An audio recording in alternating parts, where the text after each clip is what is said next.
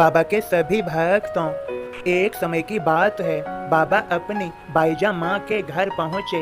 तात्या ने बाबा को देखकर बाबा से पूछा, आप आज कुछ निराश से लग रहे हैं बाबा। बाबा ने कहा, तात्या, बच्चा जब निराश होता है तो अपनी माँ के पास ही आता है। तब बाईजा माँ ने पूछा, साईं बेटे, तुम निराश हो गए हो? क्यों? अरे तुम तो लोगों की निराशा दूर करते हो, उनके आंसू पोंछते हो और तुम निराश हो। बाबा ने कहा, जो दूसरों के आंसू पोंछता है माँ, और उसके आंसू कौन पोंछेगा?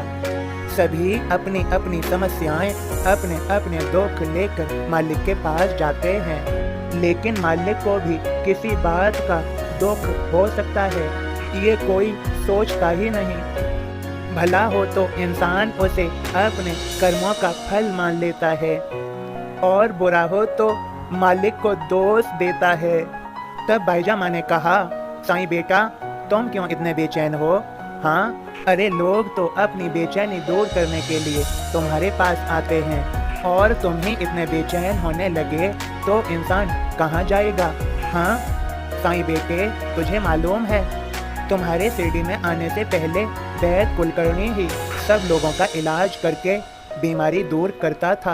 हाँ, पर एक दिन वैद्य कुलकर्णी खुद बीमार हो गया, तो सारे गांव के लोग बेचैन हो गए कि वैद्य कुलकर्णी बीमार कैसे हो गए।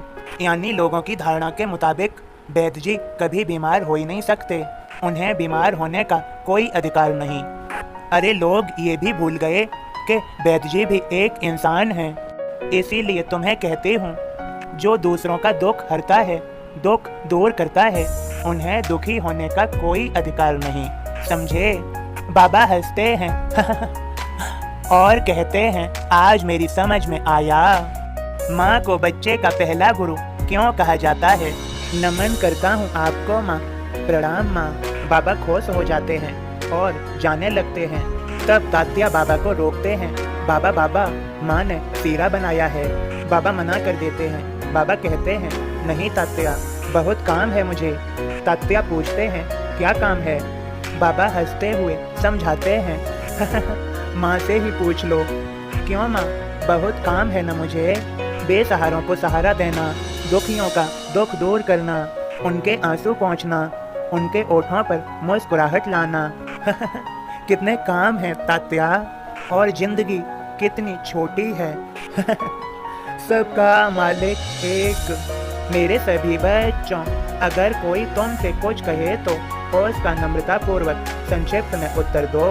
याद रखो, जिसमें ईश्वर बसता है वह पवित्रता का प्रमाण है। और अब मेरे बोध को सुनो और समझो।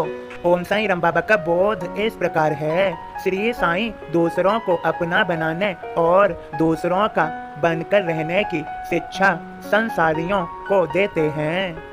साईं ईश स्वरूप तो जौहर था जंजाल, देवदास विद्वान ने तोड़ दिया भ्रमजाल। साईं शिरडी आगमन के पहले की बात, आगम देवीदास का हेमट यूं बतलात। लंगोटी बांधे हुए आयु महज 10 साल, शिरडी हनुमत मंदिर में उतरा था एक बाल। मंदिर आते जाते लोग बैठे उसके पास, काशीराम अप्पा भील महालस पति थे खास। अप्पा को विद्वान वह 12 खड़ी सिखाया, देवीदास महाज्ञानी सबको स्तोत्र पढ़ाया।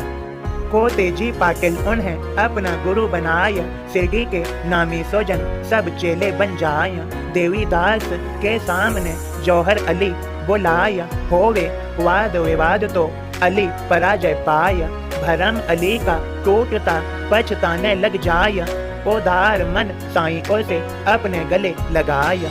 जौहर जैसे बड़ बोले को गुरु बनाते साईं, बड़ा वही है जो रखे विचार की गहराई।